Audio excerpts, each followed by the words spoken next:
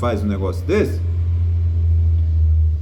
Olá, gente, é que eu tinha começado um vídeo, já tinha falado uns 3 minutos, o gato veio e bagunçou tudo, me arrancou o fio do microfone, tá? Desculpa, então, vocês não viram, mas eu tive que começar de novo. Bom, gente, muito obrigado. Eu primeiro quero agradecer a Deus, né, por estar vivo, e a você, meu amigo, minha amiga, que tem dado seu like, seu dislike. Estou tentando ver se eu acho o meu gato aqui, ó, pronto, agora meu gato está aqui. Entendeu? Vocês estão vendo, ele me perturba, desculpa, mas é bom isso. Muito obrigado por você que tem dado seu like, seu dislike, tem feito seus comentários. Peço que continue fazendo. Muito obrigado mesmo. Muito obrigado a você que se inscreveu no meu canal. São 312 amigos. Me sinto muito feliz com isso. Era 313, pede um, não tem problema. Ele, me desculpe se saiu sem gosto, porque não gostou dos meus comentários, mas não tem problema não. Um dia, quando ele quiser voltar, quando você quiser voltar, as portas estão abertas. Bom, eu deixo aqui, gente, eu deixo aqui o meu telefone, deixo o meu e-mail e deixo também o meu blog. Qual é a vantagem do blog? De segunda a sexta você tem um assunto político, um assunto sobre direito, enfim. Eu estou sem tempo de fazer assunto sobre direito, porque o assunto de direito exige muita pesquisa e eu estou sem tempo de pesquisar, ando assim com a minha cabeça meio perturbada, mas uma hora eu me acalmo porque eu estou lendo tanta coisa ao mesmo tempo que eu não estou parando para focar. Eu estou lendo uns 5 livros ao mesmo tempo. Isso está me deixando meio, vamos dizer assim, sem foco, mas eu acho que eu tenho que encontrar o foco de novo, tá? Então, é sempre um assunto político que eu estou publicando de segunda a sexta, para que você nós fiquemos atualizados, ok? Bom, gente, o assunto não poderia ser diferente. Continuarei falando de política, não mais sobre o chamado golpe, né? A tentativa de golpe do dia 8 de janeiro de 2023, que esse terremoto, né, que aconteceu sobre Brasília. Mas é um contexto ainda envolvendo o governo do presidente Lula. É claro que é muito pouco tempo, né? 25 dias, 26, 27 dias de governo, né? Embora o Lula, né, tenha assumido antes, né, começou a trabalhar antes de assumir oficialmente, porque o Bolsonaro, né, parou de trabalhar no dia 30 de outubro, quando houve o segundo turno. Quando ele foi derrotado, ele isolou-se no Palácio da Alvorada e não fez mais nada. Foi uma hora e meia ao Palácio do Planalto e não atendeu mais ninguém, enfim, encerrou o governo, né? Mas deixa para lá. Hoje prometo que eu não vou falar muito mal do Bolsonaro. Eu já vou apontar algumas falhas. Eu não vou dizer que eu não estou fazendo uma crítica ao presidente Lula. Eu estou apontando alguns deslizes que eu tenho ouvido, e eu espero que seja mentira. A primeira delas, eu vou aqui usar como início, a indicação, né, segundo os jornais, a indicação do Cristiano Zanin, que foi o advogado dele na Lava Jato e é o advogado do Lula, para o STF. Eu não vou entrar no mérito da questão do conhecimento jurídico, não, a idade, não vou, porque por mais competência que tenha o doutor Cristiano Zanin, ele tem uma ligação profissional e de amizade muito grande com o presidente Lula. Então, eu acho que eticamente não é justo que o presidente Lula o coloque como ministro do STF. Mas o Lula não pode perder uma oportunidade dessa. Lula indicará esse ano 2, né, ministros ou 2 ministras, que ele pode indicar 2 mulheres para o Supremo, que um substituirá o Ricardo Lewandowski, e parece que a Carmen Lúcia, que completará 75 anos e são obrigados a sair. Eu só espero que Lula não faça essa loucura, né, de indicar o advogado dele, porque eticamente não pega bem. Aí nós que o criticamos tanto quando Bolsonaro indicou, né, o evangélico, né, lá o Cássio Marques e o tal eu esqueci o novo ministro, lá André Mendonça, né? Então a gente também tem o direito de criticar que Lula não indique o Zanin. O Zanin é um jovem, ele terá outras oportunidades no outro governo, que provavelmente será indicado, ele tem toda a competência. Eu não estou tirando o mérito do Zanin, do Cristiano Zanin, só estou achando muita falta de ética. Acho que o próprio Zanin tem que dizer, não, Lula, eu não quero, indique outro. Porque moralmente não é adequado. Cabe ao Lula indicar outras pessoas competentes, como o próprio Cristiano Zanin. Mas Zanin, que ele aguarde mais, é um jovem advogado com muito futuro pela frente e ainda, quem sabe, se tornar ministro do STF. Tomara que ele se torne, eu torço muito por ele, só acho que a oportunidade dele não é agora, né? Outra coisa, né, o presidente Lula fez sua primeira viagem internacional à Argentina, né, e parece que vai ao Uruguai, Paraguai, eu acho que é essencial esse tipo de contato, né? É importante, né, que a gente tenha um intercâmbio, incremente essas relações, né, diplomáticas, culturais, sociais e governamentais com os países, né, como Argentina, Uruguai, Paraguai, porque nós temos muito interesse. Venezuela, Cuba, Guatemala, Haiti, nós temos muita importância. O Brasil tem muita importância na nossa região. O Brasil é uma potência na América do Sul, né, mas ele pode auxiliar muito os países da América Central, né, como Guatemala, né, Equador, essas coisas, e também Argentina, Uruguai e Paraguai. Isso eu tiro o chapéu, dou nota 1000 para o presidente Lula, que fez sua primeira viagem para o exterior e foi visitar a Argentina, nossa grande vizinha aqui, né? E está passando por um processo grave econômico, mas que tem muita chance. É nosso terceiro parceiro comercial. A Argentina merece nosso respeito, a nossa ajuda para que ela saia dessa crise e ela acabe nos ajudando. Porque a Argentina também tem como nos ajudar através da sua cultura, da sua riqueza literária, das suas livrarias, né? Da sua riqueza, da sua beleza de Buenos Aires, como o tango e assim sucessivamente. Então eu torço muito pela Argentina. Só que eu fiquei preocupado porque nessa reunião, pelo menos os grandes jornais, né, não noticiaram, não citaram, e eu também confesso que não vi os blogs, né, lulistas que seguem o PT, né, fazer uma avaliação. Não foi citado o Mercosul. E tal da criação, a moeda única, a moeda da região, né? Eu não estou discutindo do ponto de vista econômico. Moeda única é complicado. Eu acho que a gente nunca vai chegar ao nível que chegou a Europa com a construção do ouro. Agora, a moeda comum, tudo bem, que eu posso trocar a moeda argentina no Paraguai troca seus reais aqui acho que a moeda do Paraguai esqueci, né? Do Uruguai e os pesos da Argentina sejam trocados no Brasil. Não vejo dificuldade nisso.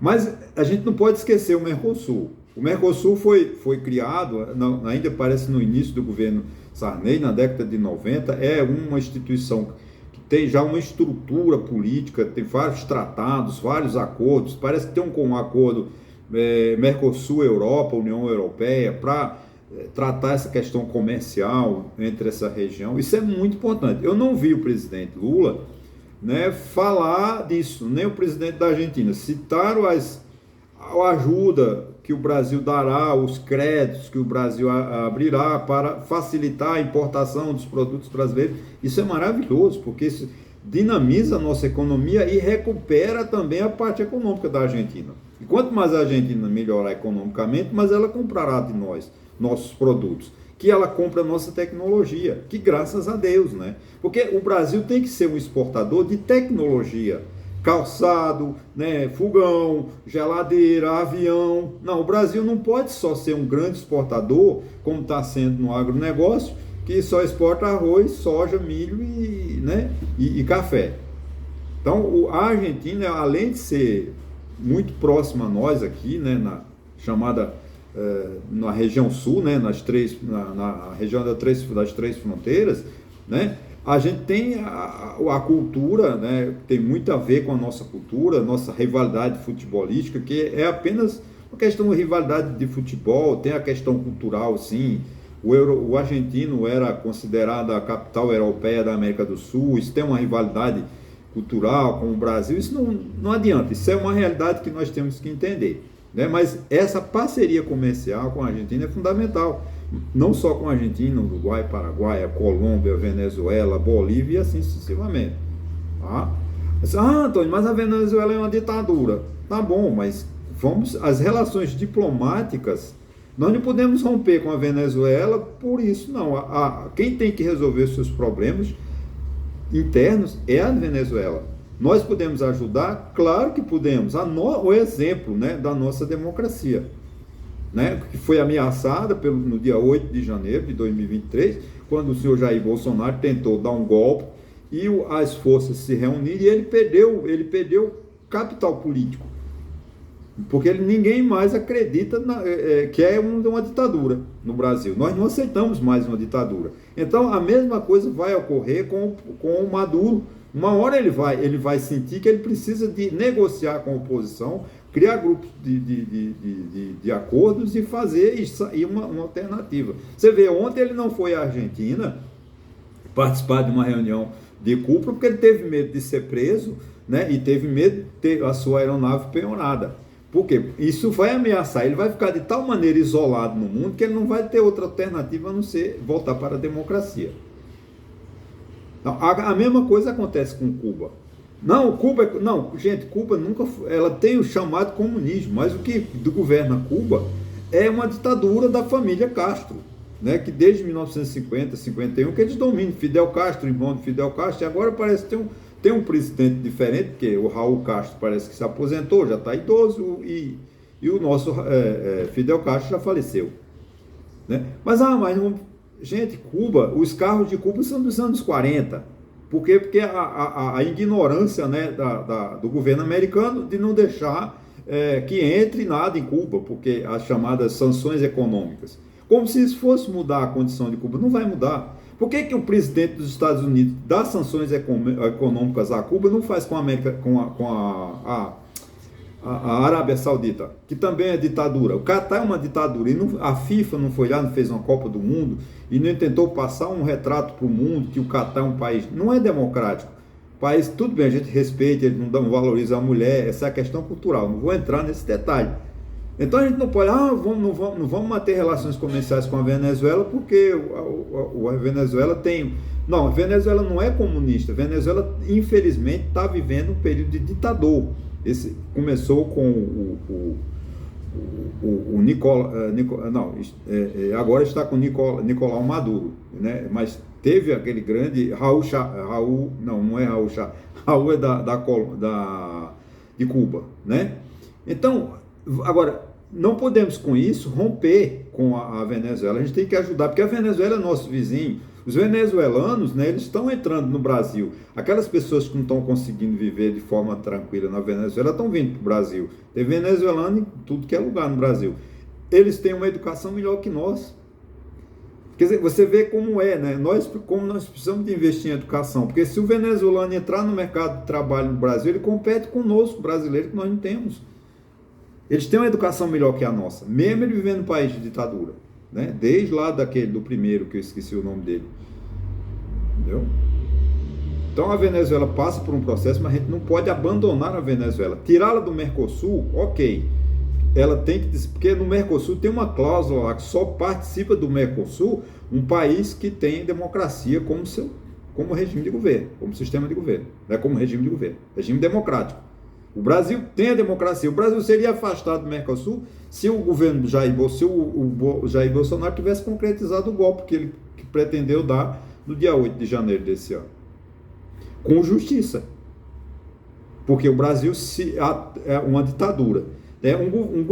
Qual é a razão de você destituir um governo que foi eleito democraticamente, como foi o caso do presidente Lula? Eu posso não concordar com Lula, nunca concordei com Lula e estou criticando o Lula como você, mas a eleição dele a gente não pode contestar. Então essa viagem de Lula, fundamental, repito, mas faltou essa questão de tratar do Mercosul. Eu preciso que o governo, né, o governo Paulo Guedes odiou, disse que não ia fazer nada, não queria saber de Mercosul, né, e foi uma praxe, acho que o Bolsonaro participou de uma ou duas reuniões do Mercosul, ele não fez nada pelo Mercosul, mas é fundamental esse mercado para a gente. O Mercosul tem importância, o governo brasileiro precisa de resolver os conflitos, porque o problema do Mercosul, gente, é o Brasil. Por que o Brasil? Porque o Brasil é um gigante na América do Sul. Então, quando o Brasil diz, quero que você me libere a Argentina para entrar toda a minha produção na Argentina, quebra a indústria argentina. Em um mês, a indústria de calçada, a indústria de carne, porque a nossa economia é muito maior. A mesma coisa acontece com o Paraguai, com o Uruguai, com a Bolívia. Nós somos uma potência. Mas para nós brasileiros, nós somos um país muito pobre. Nós passamos fome, nós passamos necessidade, porque há no Brasil uma grande política de má distribuição de renda. Né? 10% da população são muito ricos. É rica. Né? 10% da população é muito rica. 90% da população brasileira é muito pobre. Daí a gente achar que nós somos pobres. Nós somos pobres no Brasil, mas o Brasil é rico na América Latina. Então, se o Brasil abrir, a Argentina tem que dizer, não, Brasil, não manda todos os teus produtos para cá, não manda toda a tua produção de carro para cá, porque senão a nossa indústria automobilística quebra. E é verdade. O Banco Mercosul, por que o Banco Mercosul não dá? Porque se o Brasil abrir, o Brasil tem que ter crédito, né, para resolver o problema do Mercosul. O parlamento Mercosul já devia estar funcionando. No Brasil não está regulamentado. A gente pode estar elegendo deputado que vai ser deputado do Mercosul, que nós não fomos avisados. Porque até hoje, o Brasil, acho que é um tratado de 95 ou 98. Me desculpe, eu era especialista em Mercosul, mas como eu vim morar no Nordeste, me desinteressei. Mas o parlamento do Mercosul, o Brasil tem que me enviar deputados federais para esse parlamento, e até hoje não regulamentamos. Tem que fazer uma reforma mínima, porque o Brasil não se interessa. Nós tivemos o governo Bolsonaro que chutou o Mercosul. Espero que o governo Lula não esqueça do Mercosul, né, como ele ontem foi à Argentina e não tratou desse assunto. Para encerrar, outra coisa também interessante, e eu vou ser curto, não é uma crítica, mas espero que o presidente Lula modifique essa posição. Quando ele disse, o BNDES vai emprestar dinheiro para os países da América do Sul para eles crescerem. Não, gente, o BNDES, infelizmente, eu gostaria que o BNDES, Banco do Brasil, Caixa Econômica Federal, tivesse recursos para emprestar para a Argentina, para o Uruguai, para a Bolívia, para a Venezuela. Agora, nós não temos infraestrutura. O BNDES vai emprestar dinheiro para Caracas, emprestar para fazer o metrô e a gente? Nós não temos estradas de ferro, nós não temos metrô, nós não temos sistema de transporte, nós não temos distribuição de energia de forma adequada. Por que nós vamos tirar nosso mercado e os recursos do BNDES? Tem que ser para desenvolver primeiro o nosso país. Nossos portos estão entregues baratas, nossos portos, sem entrar muito navio, eles vão afundar, porque há quantos anos os portos não são dragados?